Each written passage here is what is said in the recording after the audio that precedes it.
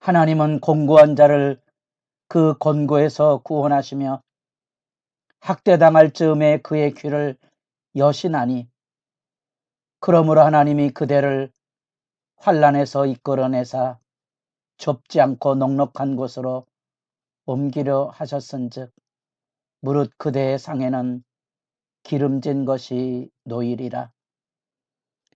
새벽을 깨우는 거룩한 기도자 여러분, 생명의 말씀에 하늘의 빛을 보고 듣는 자가 되어서 어둠의 현실 앞에 막막한 우리 인생의 여정과 시대 현실을 배나도 고통받고 아파하는 삶의 수렁을 지혜롭게, 아름답게, 복되게 건너갈 수 있기를 바랍니다.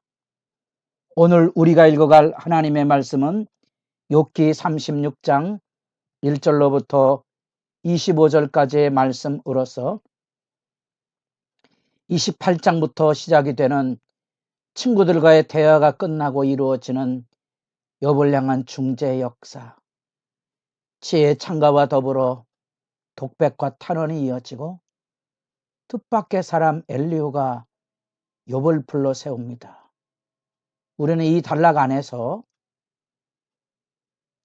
마치 친구들과의 논쟁을 재확인하는 것처럼 어쩌면 예리하고도 어쩌면 신랄하게 욥을 공박하는, 욥의 이야기가 끝나고 난 다음에 더 이상 입을 벌리지 못하게 하는 이 여정, 어쩌면 침묵하는 시간을 우리가 배워야 될 부분이고 하나님 앞에 지혜의 말을 들을 줄 아는 깊이 있음, 그걸 생각하는 단락이라 그랬습니다.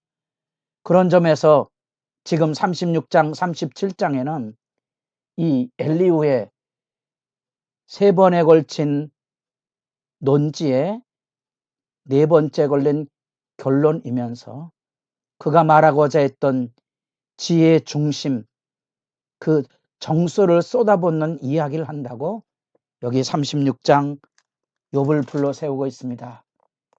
나를 잠깐 용납하라. 내가 하나님을 위하여 아직도 할 말이 있음이라.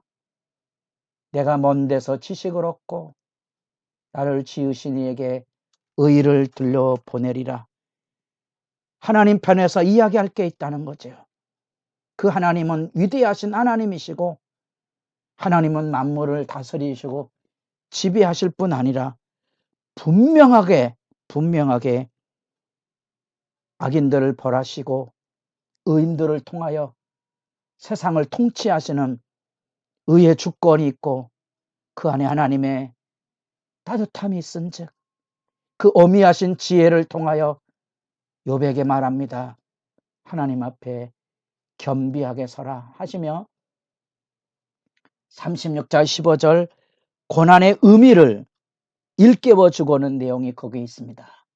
공고한 자를 공고에서 구원하시고 학대당할 쯤에 그 길을 여셔서 하나님의 교육적인 여정이라는 것을 다시 한번 고난의 의미에 교훈을 던져주고 있습니다. 우리가 요셉의 이야기를 자주 했습니다. 형들에게 팔려가는 기구하고 절망과 한탄스러운 삶의 자리, 그러나 그 긴 고난의 터널을 통과한 이후에야 누리는 자유가 뭡니까? 하나님께서 나를 애굽으로 먼저 보내사 많은 생명을 구원하게 하시는 구원 역사를 이루셨다는 겁니다. 그게 창세기 50장에 나오는 요셉의 증언입니다. 어쩌면 구약에 그렇게 흔치 않은 고난의 의미, 특별히 욥이 겪었던 말할 수 없는 참상 앞에 던져줄 수 있는 지혜의 정수가 이곳에 담겨져 있다고 보고, 물론 엘리후의 이야기가 다 옳은 것은 아니며 그 안에도 욥의 마음에 열불이 날 만한 그런 이야기들과 왜곡들이 있지만 사실은 우리가 이 단락을 통하여 아프지만 그리고 열불나지만 때로는 귀담아 듣고 참아야 하는 여정, 젊은 엘리후에게서 우리식 표현으로 말하면 싸가지 없는 말을 해대는 저 나부랑이도 사실은 우리가 귀담아 들어야 될 지혜의 여정이지요. 침묵의 훈련이거든요.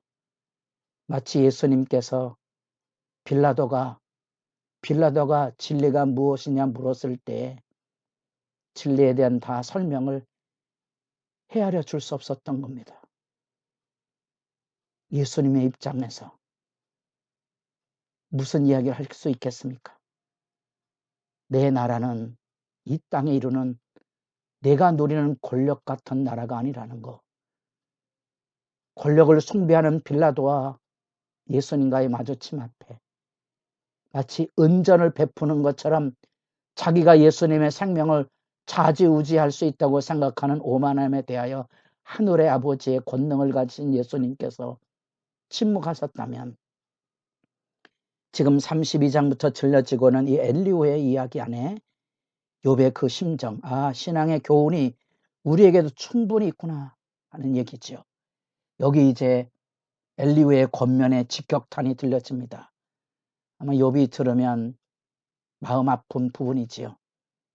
자기가 돈을 사랑한 적 없고 어둠을 사랑한 적도 없고 하나님을 원망하거나 불평함이 아니오.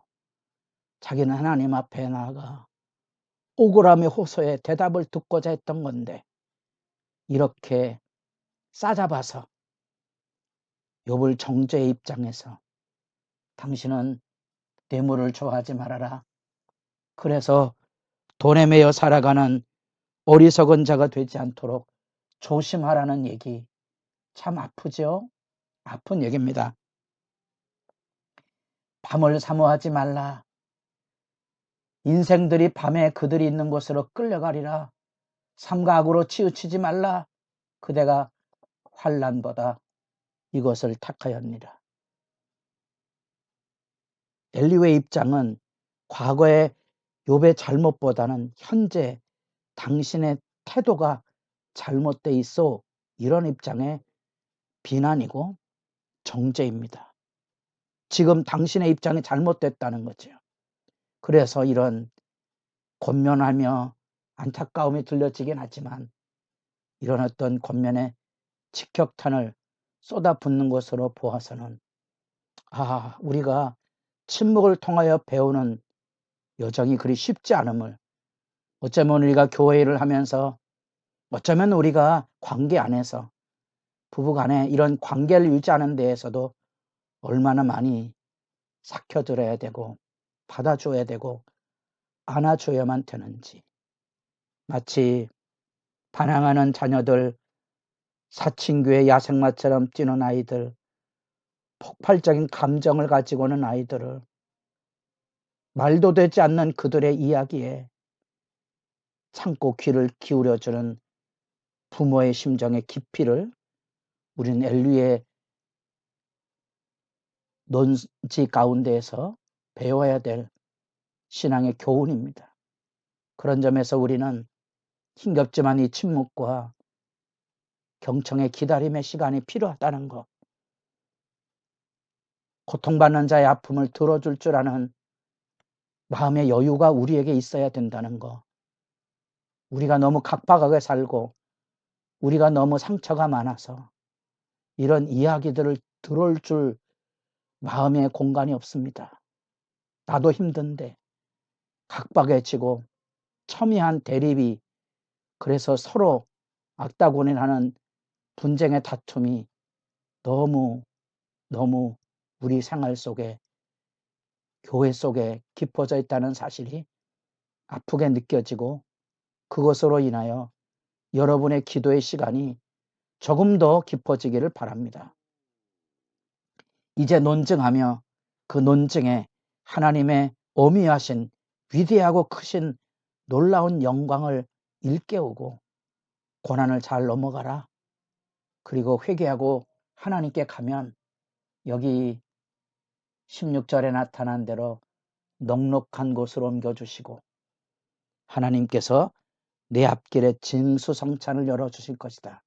마치 사망의 음침한 골짜기를 건너가면 푸른 초장이 열려지고 원수들 앞에 진수성찬이 열려지는 시편 23편의 아름다운 전경을 우리가 만나보고 우리도 이 말씀 앞에 그 이야기를 듣습니다만 그 이야기를 하는 이유가 있다면 이제 이 욥을 향한 엘리후의 따뜻함보다는 무자비함이죠.